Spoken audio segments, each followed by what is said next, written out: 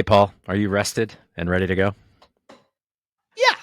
All right. There's been a lot of talk about hustle culture and long hours, and with some CEOs complaining that people just aren't working hard enough. We looked at this with our episode called Super Busy, uh, but let's look at the flip side, rest. When you talk about rest, are you talking about sleep? Uh, yeah, that's part of it. Yeah, it's interesting you referred to the CEO stuff. Maybe we'll see if we can put a link or two in the show notes about this. But it's really interesting. It's been kind of a hot topic of late.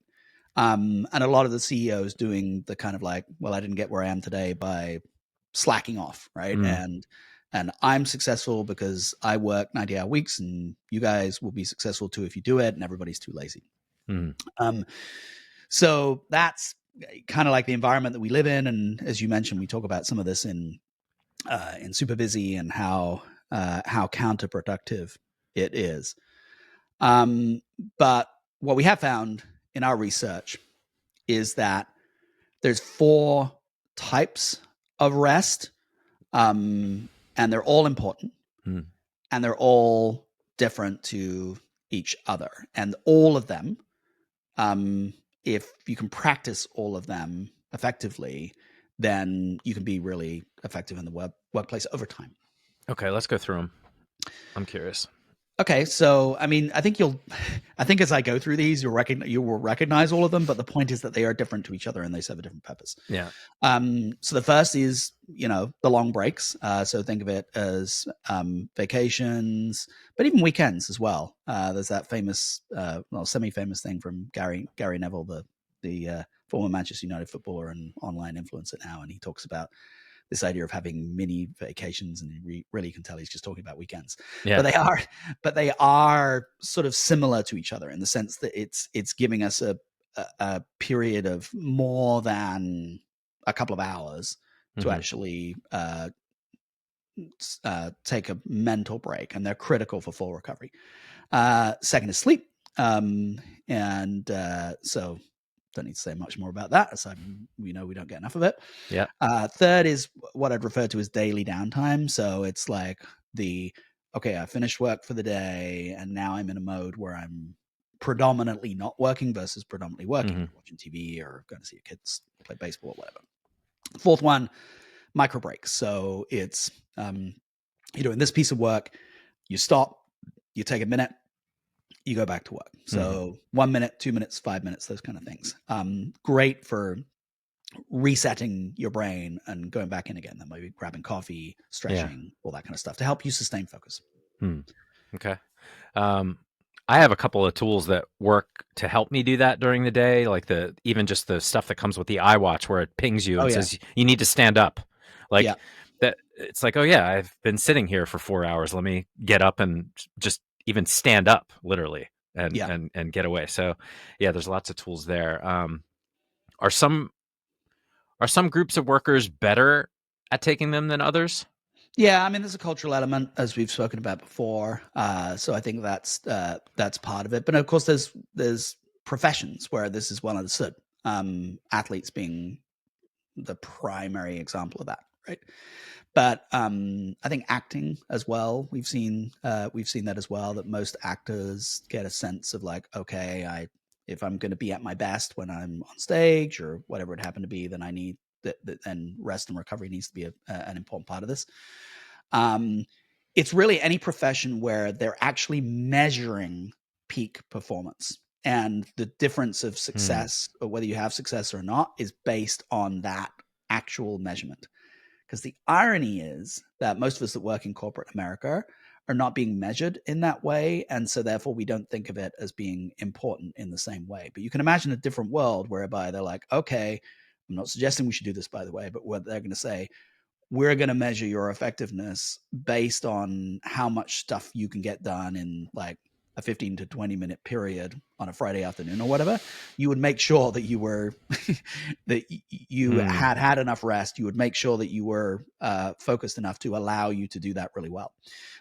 So it's related to Ah. culturally how we've measured it. And in in those areas where we don't consciously measure it, we tell ourselves this sort of lie of hustle culture. We'll sleep when we're dead. Yeah. All that kind of stuff. So everybody needs these breaks. Like what even what should we do?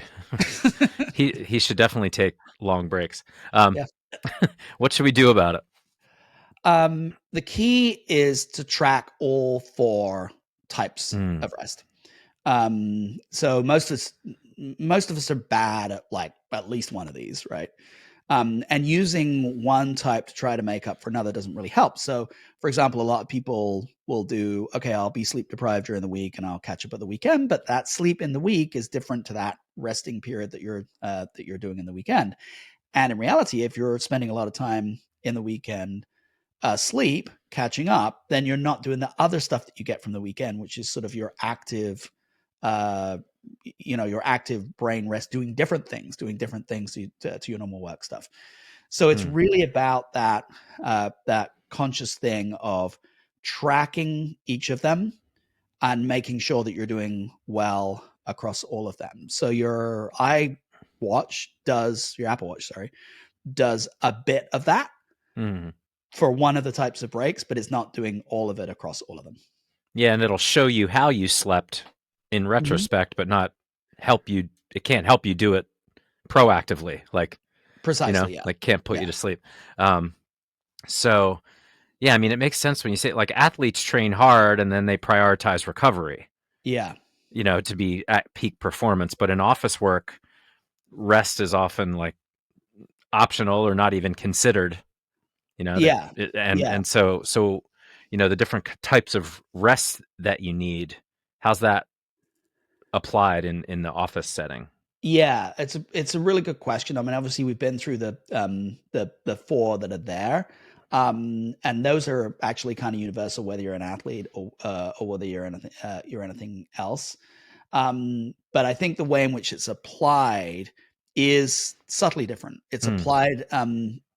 It's applied in the context of the work that we do being over a much longer period than these people who need to peak in, for specific activities. So, for example, if you think about it, or if you're Usain Bolt, you got one job, which is to be absolute peak for 10 seconds. And then you've got other folks who do other sporting events and their peak needs to be like a couple of hours or something like that. For us in office type jobs, ideally what we're looking to do is peak for like a 40-hour period once a week. So we're kind of like the distance runners of this stuff. And so it's like, how do you need to really prioritize all 4 of these things while you're doing it.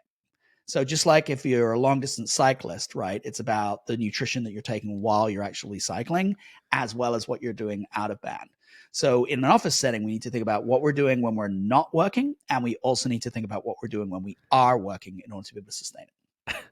I would love, it'd be so fun to have like the, like I got a big meeting coming up and I not do anything.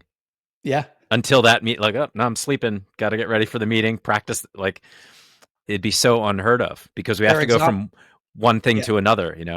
There are historical examples of presidents who were like sort of going to important meetings, who had 5 minutes in the car and they just slept for 5 minutes just before the important meeting. So it can be done. Yeah, crazy. So this comes from the top. Leaders have to set the tone for this, right? Oh, yeah. If you're a leader, take visible breaks. Don't send emails late at night. Encourage your team to disconnect. All of this kind of stuff. And just make sure that people are really aware of it. Yeah, and they're building that into software and stuff now, too. Outlook has that delayed send where you can, because sometimes you're thinking at midnight and you bang out all these emails, but if people receive them at midnight, they're like, oh my God, I got to work at midnight now. It's like, no, send it later. This is just how my brain works. So, all right. Very interesting. All right, Paul, we did it. Go take a nap. Well, Dave. Yes. Thanks.